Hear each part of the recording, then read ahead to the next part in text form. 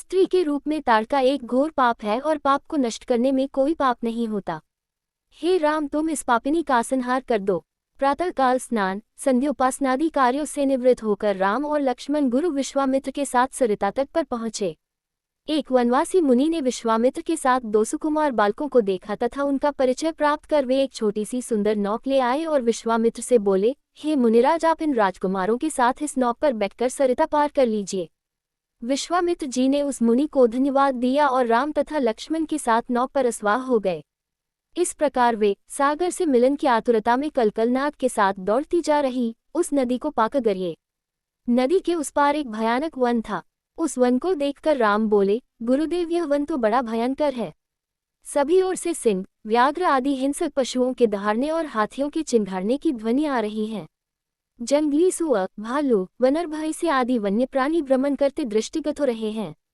वृक्षों की सघनता के कारण सूर्य का प्रकाश इस वन के भीतर घुसने का साहस नहीं कर पा रहा है और इसी कारणवश चारों ओर अंधकार हो रहा है। इस अति दुर्गम वन का क्या नाम है?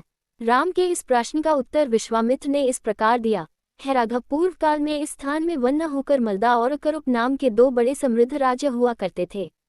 दोनों ही राज्य ऊंची ऊंची अट्टालिकाओं, वीथिकाओं तथा सुंदर पथों से सुशोभित थे तथा धन धान्य और समृद्धि से परिपूर्ण थे। दूर दूर के व्यापारी यहाँ पर व्यापार करने आया करते थे, किंतु ताड़का नामक एक यक्ष कन्या ने उन दोनों राज्यों का विनाश कर दिया। ऋषि विश्वामित्र ने आगे बताया, ताड़का कोई साधारण स्त्री न होकर सून नाम के राक्षस की पली और मारीच नाम के राक्षस की माता है। उसके शरीर में 1000 हाथियों के बराबर बल है और वह अत्यंत पराक्रमी और शक्तिशाली है। इस प्रदेश को नष्ट करने के पश्चात ताड़का ने अपने पुत्र मारीच के साथ मिलकर यहाँ के समस्त निवासियों को मारकर खा डाला। अब उनके भय से यहाँ 2-2 कोस दूर तक किसी मनुष्य की परछाई भी दिखाई नहीं देती। भूलवश यदि कोई यहाँ आ भी जाए तो जीवित नहीं लौट पाता। उसी ताड़का का संहार करने के लिए ही मैं तुम्हें यहाँ लाया हूँ। राम ने आश्चर्य से पूछा, गुरुदेव, स्त्रियां तो कोमल और दुर्बल होती हैं, फिर ताड़का में 1000 हाथियों का बल कैसे आ गया? ऐसा प्रतीत होता है कि अवश्य कुछ न कुछ रहस्य है। विश्वामित्र बोले, वत्स, तुम्हारा कथन सत्य है और वास्तव में इसके पीछे एक रहस्य है। सुकेतु नाम का एक अत्यंत बलवान यक्ष था। वह संतानहीन था, अतः संतान प्राप्ति के उद्देश्य से उसने ब्रह्मा जी की कठोर तपस्या की। उसकी तपस्या से प्रसन्न होकर ब्रह्मा जी ने उसे संतान होने का वरदान दे दिया। परिणामस्वरूप ताड़का का जन्म हुआ। सुकेतु के द्वारा ताड़का के अत्यंत बली होने का वर मांगने पर ब्रह्मा जी ने उसके शरीर में 1000 हाथियों का बल दे दिया। विवाह योग्य आयु होने पर सुकेतु ने ताड़का का विवाह सुन नामक राक्षस से कर दिया और उससे मारीच का जन्म हुआ। मारीच भी अपनी माता के समान बलवान और अपराक्रमी था। वह सुन राक्षस का पुत्र होकर भी स्वयं राक्षसनी था, किंतु बाल्यकाल में वह बहुत उपद्रवी था। ऋषि मुनियों को अकारण कष्ट दिया करता था। उसके उपद्रवों से त्रस्त होकर एक दिन अगस्त्य मुनि ने उसे राक्षस हो जाने का शाप दे दिया।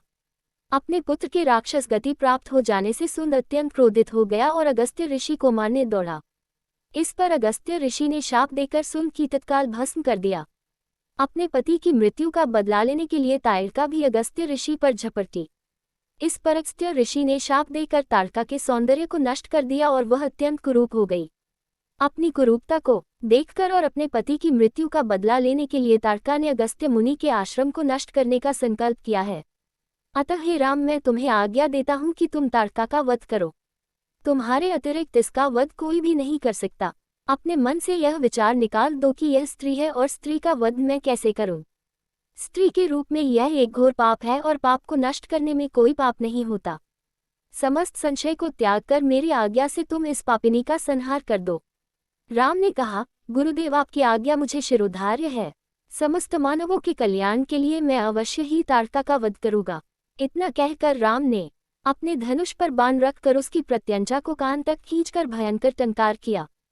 टंकार से उत्पन्न ध्वनि से समस्त वन प्रांत गुंजायमान हो उठा। वन्य प्राणी भयभीत होकर इधर उधर भागने लगे। इस प्रकार की अप्रत्याशित खलबली मची देखकर ताड़का क्रोध से भर उठी। धनुष ताने राम को देखते ही इस विचार से कि कोई अपरिचित कुमार उसके साम्राज्य पर आधिपत्य करना चाहता है, वह क्रोध से पागल हो गई। राम पर आक्रमण करने के लिए वह तीव्र गति से उन पर झपटी।